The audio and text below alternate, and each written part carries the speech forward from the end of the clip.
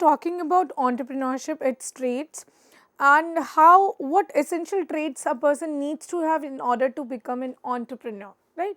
That is why we say there is a difference between a person who is just doing a regular business and a person who is an entrepreneur. He brings something new to the market table, and that is why we see there is a very beautiful relation between entrepreneurship and economic development.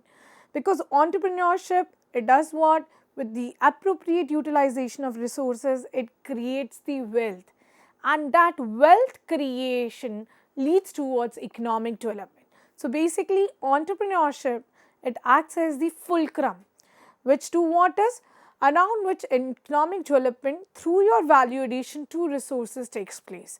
As we say, now what is this value addition? As I said that this bulb which is invented, it's an invention, and you making it smart using the Wi-Fi or any other technology, power saving, anything, right? The usage of white, yellow lights or different lights into the same bulb. So you are doing what? You are adding the value to the product, right? So entrepreneurship, why do we say that it acts as the fulcrum? Because around which this economic development happens. How? Because through this value addition, you are doing what is?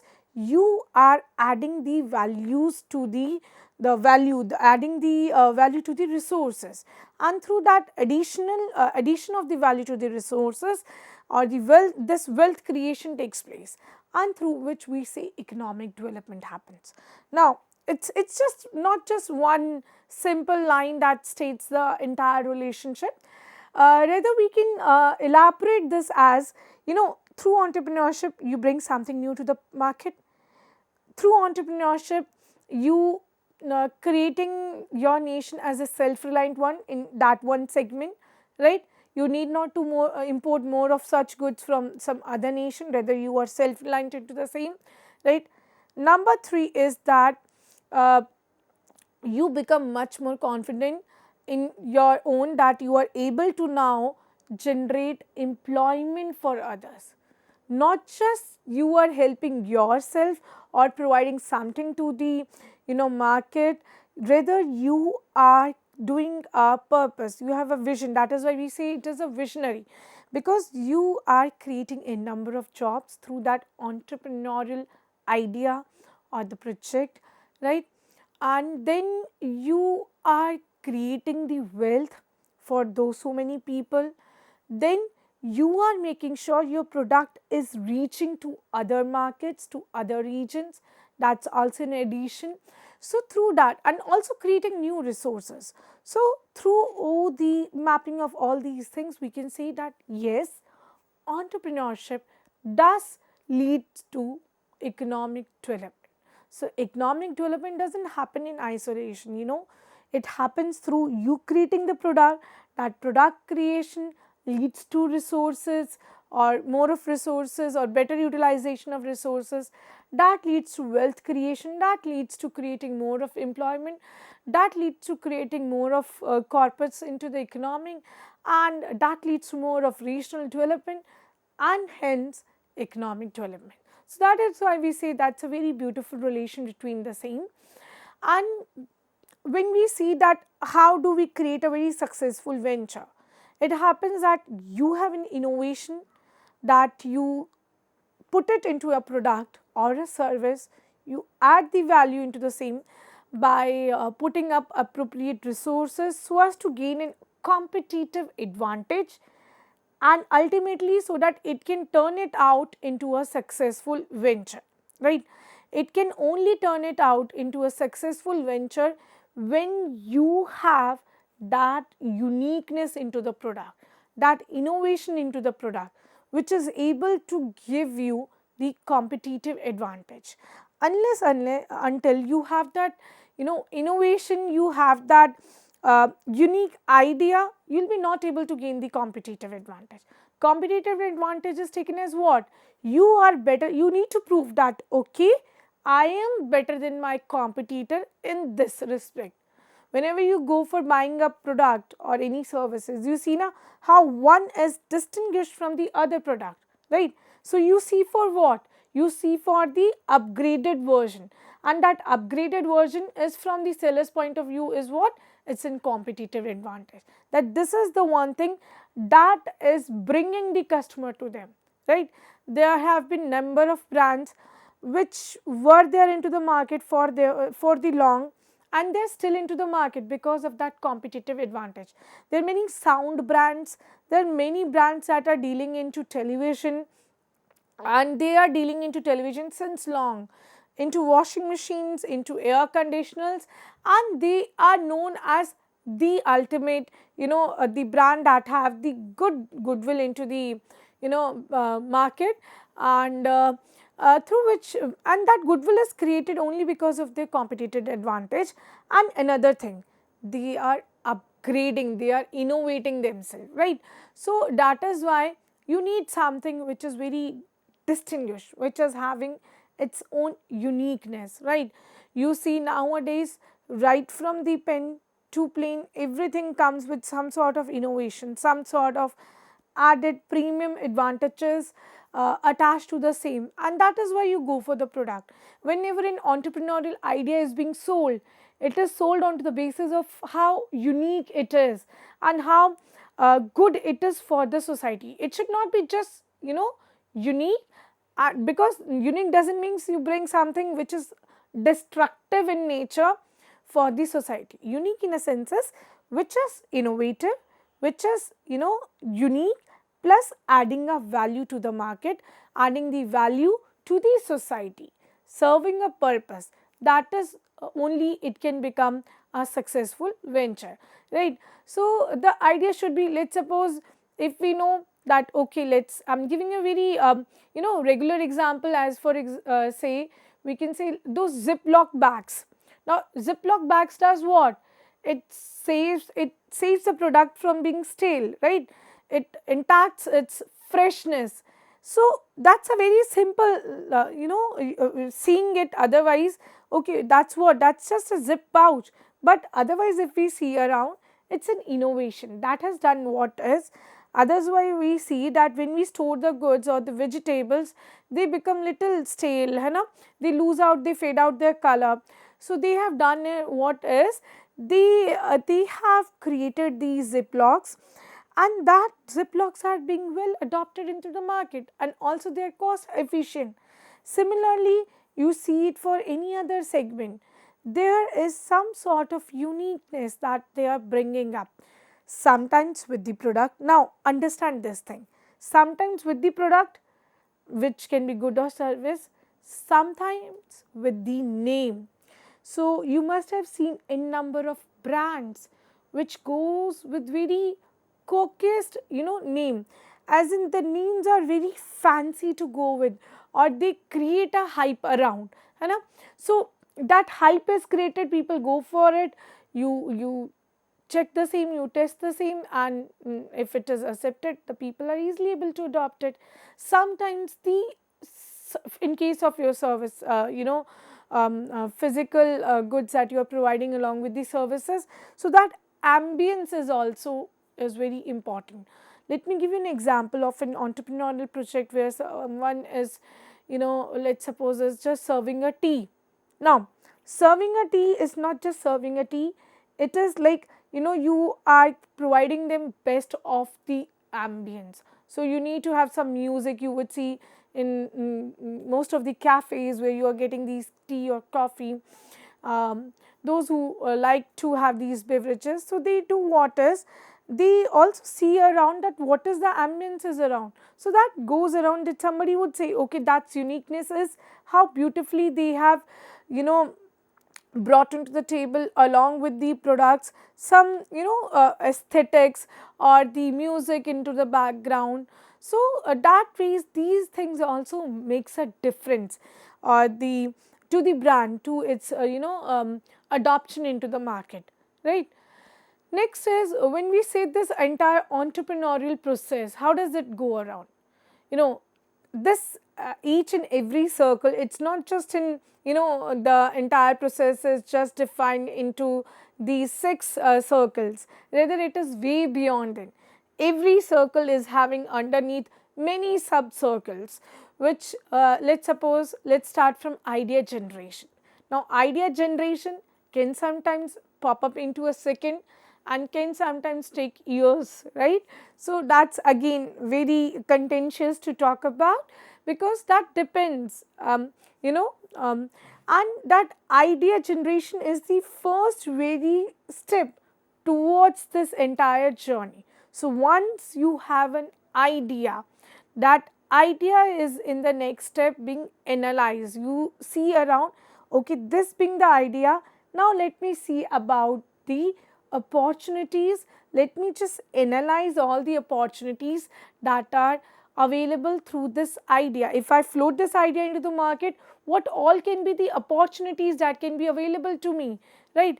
And then you do that very detailed planning. You develop your planning structure.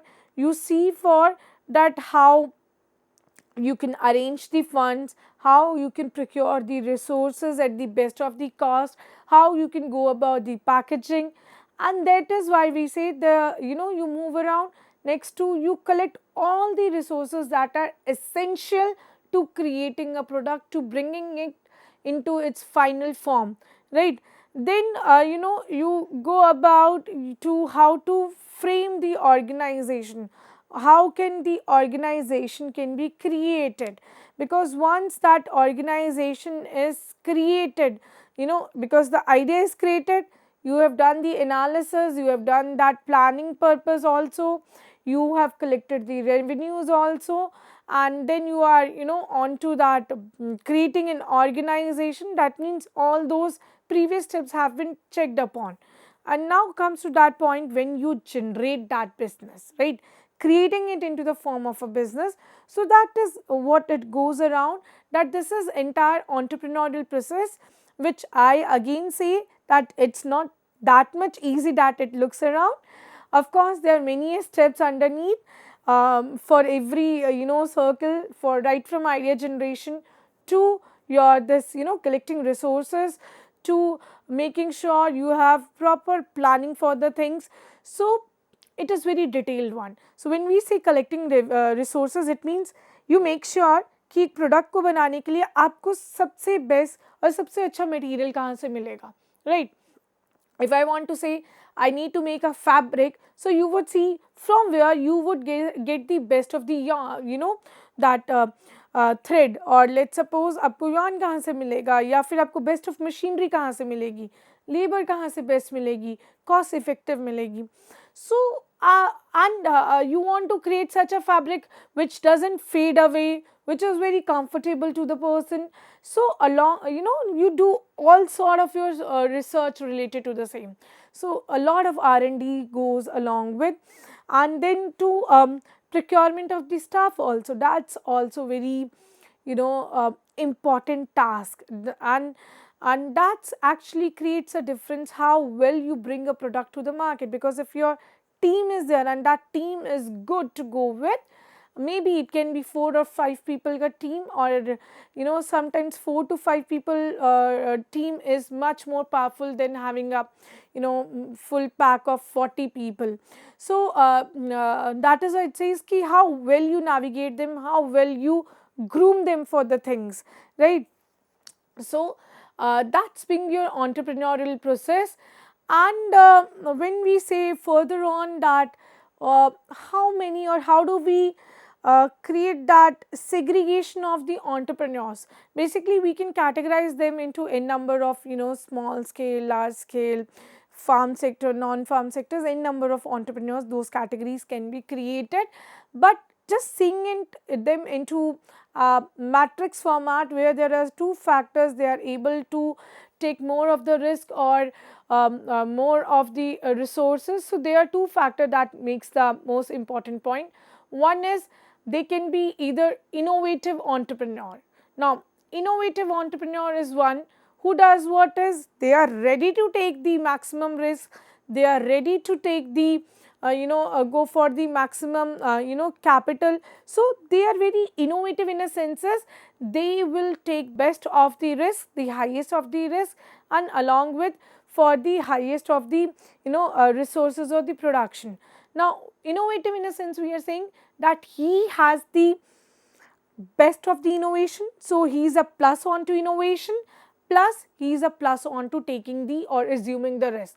So in this representation, you can say you can see that the innovative segment is one where he is taking the maximum risk and he is having the innovation factor also, right. So along with the risk, when there is the innovation and the person is ready to take both, he wants to try something new to the market and he is ready to take the risk, then he is called an innovator, right. Second, you can say imitative. Now who are imitative? Who are replicating some other technology or the goods or the any other thing you can say per se. So imitative is when you are replicating something. So you are ready to take the risk, but you are not so good on to bringing the innovation into the market shelf.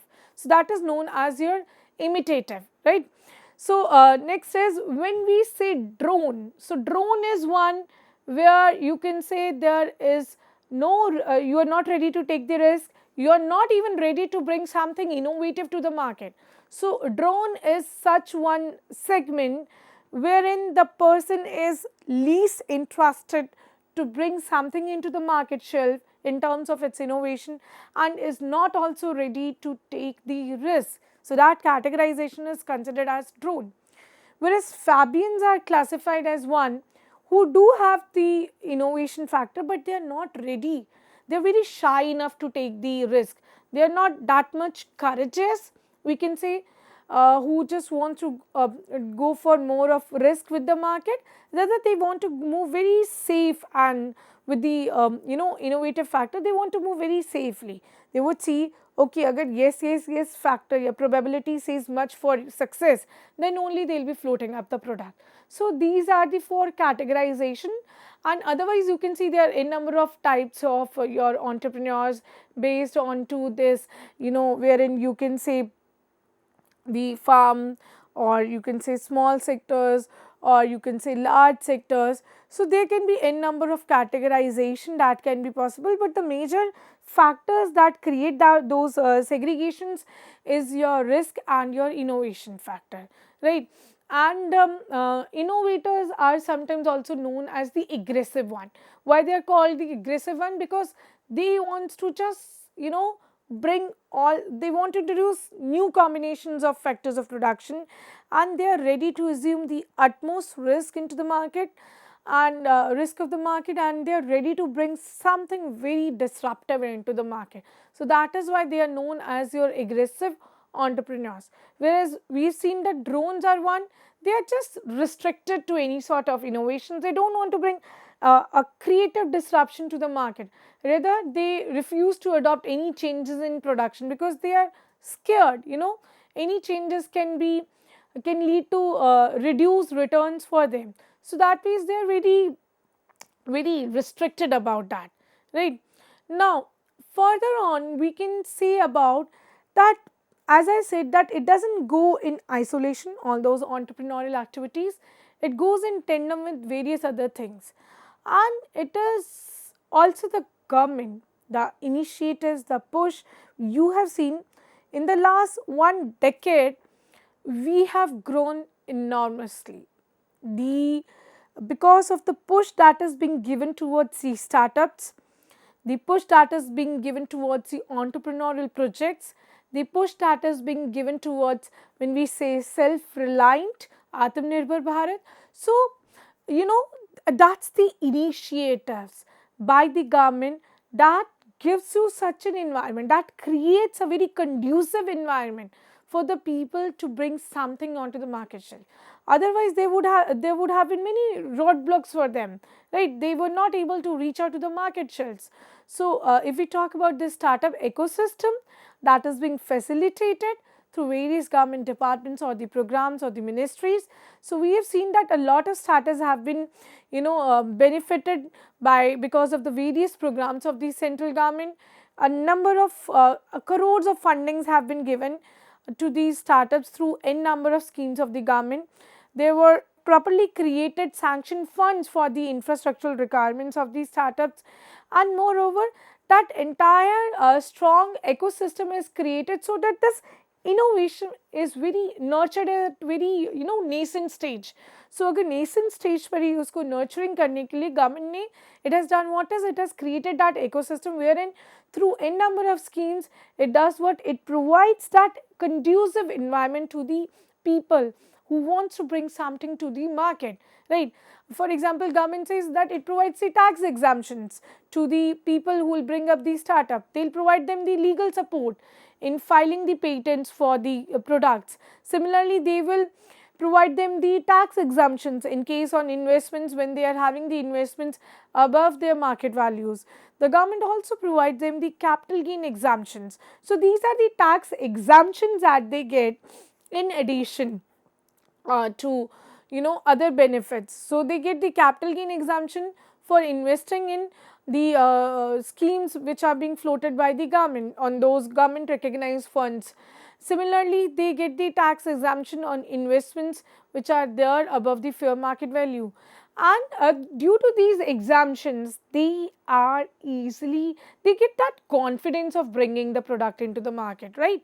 So when we say that that ecosystem is created, by ecosystem we are saying okay, now there is faster processing of those patents, now there is more of incubators that is being facilitated, there are a panel of facilitators that are being created by the government who will do what, they will help the people out to fill the application, and wherein this entire cost of facilitation is also being borne by the government. So you can see the government is providing a lot of funds to create that ecosystem for the people, and those even as per our database it says around 423 facilitators are being appointed, assessed, created by the government for patent and designs, for trademark applications. So these facilitators help to assess the people in filing their applications. Then moreover, rebates are being provided to the people for filing the patents. You can see easily by just simply searching out onto your respective browsers that how enormously that a graph has scaled up when we talk about with respect to startups, when we talk about with respect to the fundings that these startups have procured over the last 5-7 years, or the number of patents and designs, you would see a shooting jump into the charts, that there being a rise, right, and big rise, big jump into the number of patents that being registered in India, right. And similarly, that environment, very easy compliance system has been created where the people need not to go through multiple steps, rather there is very easy, they can go for self certification. So the government has also made it very easier with respect to compliance mechanism. It has relaxed the norms for public procurement also by making sure that these startups can easily they get a platform through GEM portal. So onto GEM you can see there are number of tenders, there are number of people who are just as startups, and they are providing the best of the goods at the best of the prices to the people. So this relaxed norms for public procurement is also there, and they have very integrated the structure and digitally integrated in a sense as it is very transparent. Anyone can easily, if they abide by the requirements, they can get themselves registered onto these GEM portals, go for public offering, go for those public procurements, and get themselves registered as a startup onto these platforms. So that platform, as I am saying, these platforms are being created by the government so as to allow them that they can bring their product into the market shelves. Along with that, not just these products, there are n number of ministries that are being created by the government. for these very startup initiators, which solely work on to this idea of encouraging the investments, launching the initiatives, because government has very clear intent to nurture the innovation and to encourage the investments. It has launched the Startup India initiative. So, this being taken care by your DPIIT, which is the Department for Promotion of Industry and Internal Trade, under the ambit of your Ministry of Commerce and Industry. Now, what does it do like? What sort of initiatives does it provide like? It provides you the fill up those efforts wherein those initiatives are provided to help the people to scale up their startups, to initiate their startups. And this has actually led to an increase into the number of recognized startups, and this data set you can see here is from the Press Information Bureau. That's a release report, and which says that there is being an increase in the number of recognized startups to 1,40,803 as on 30th June 2024. And the recognized startups have also able to create 15.5 lakh direct jobs. Now, we know that these startups create both sort of your jobs, direct and indirect. So, this being the impact, as we were talking about, how entrepreneurship leads to economic development. You can see that through this boost, through this fill up by the government, this being one of the schemes that being initiated by DPIIT. There are other various ministries that we'll be discussing later upon, who are providing these initiatives, these schemes to promote these startups, to scale them up, so that they are able to create their own value into the market, and they are also able to create the jobs for many other into the market. So, not just this, there are various other sectors, in farm sectors, in handicraft sectors, there are promotional schemes, there are various into this khadi sector. So, n number of sectors are there where the government have those dedicated schemes through which it wants to boost the morale of the people, where they can feel like, okay, we are being given that a conducive environment where we can work upon. We just need to have a very robust idea, a viable idea which is a feasible one, and the government is ready to support you, right, provided the idea is feasible one and it creates a value to the society, right. So, that should be a visionary one.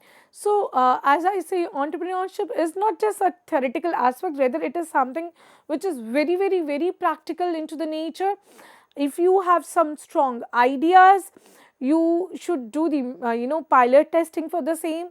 See for how you can be the one who can bring this change, because it's the idea that matters the most. Remember, it's not the capital. So, you should have that one refined idea which is good for to go for the market. And also additionally, I would like to mention, it's not just like the financial support that the government provides, it's also the assistance. So, if you have something into mind, you can bring it to the table through these schemes or these application forms, and obviously there are facilitators, assistants that can be provided to the ones who are interested. So, we'll be discussing a lot more about various other schemes that are being launched by the government to provide a fill-up. So, any queries with respect to the topic that we discussed today, you can send them into the inbox, and that's it for the today. We'll be continuing more about in the coming sessions. Thank you.